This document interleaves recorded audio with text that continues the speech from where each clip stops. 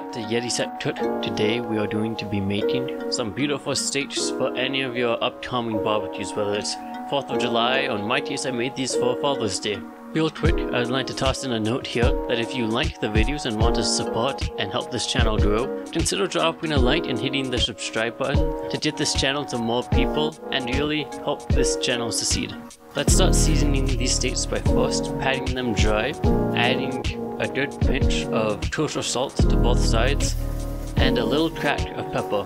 I didn't use very much pepper, as those I cooked for didn't want very much, but otherwise I would really crack it on though. You want to make sure your steaks are thawed completely. Here, mine weren't, and it didn't allow as much of that salt to seep through, leaving the outsides to be saltier than I intended them to be.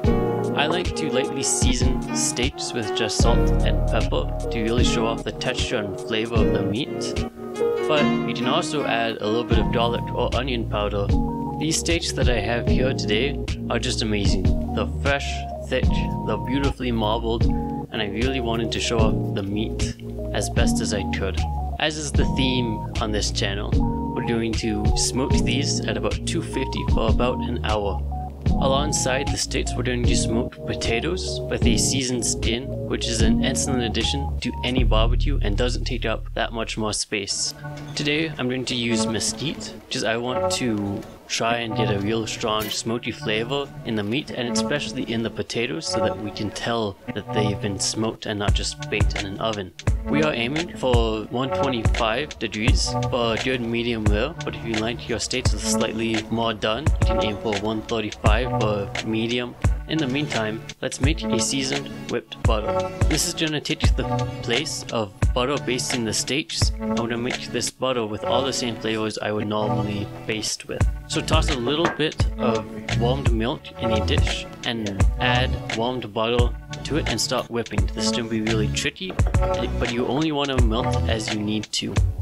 Let's add a couple cracks of freshly ground pepper to it, finely chop thyme and rosemary, and toss that in as well. Finally, let's mince a couple cloves of garlic and add a pinch of salt. As you whip, you'll see the butter thicken again, and once it stops getting thicker and thicker, you want to leave it in the fridge until you're ready to serve. After your thermometer reads 125, you're good to take them off.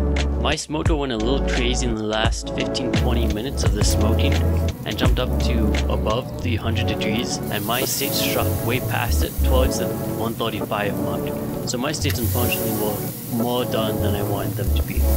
Since these smoke so fast, they don't really have time to develop that crust that we like on steaks, that mild reaction.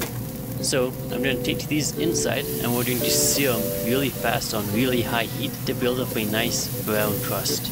So I trained 2 cast iron skillets to be super hot with a little bit of high heat oil lined with canola, and I put the steaks in for 1 minute on each side. You don't have to use cast iron, but you do want to use any heavy bottomed pan.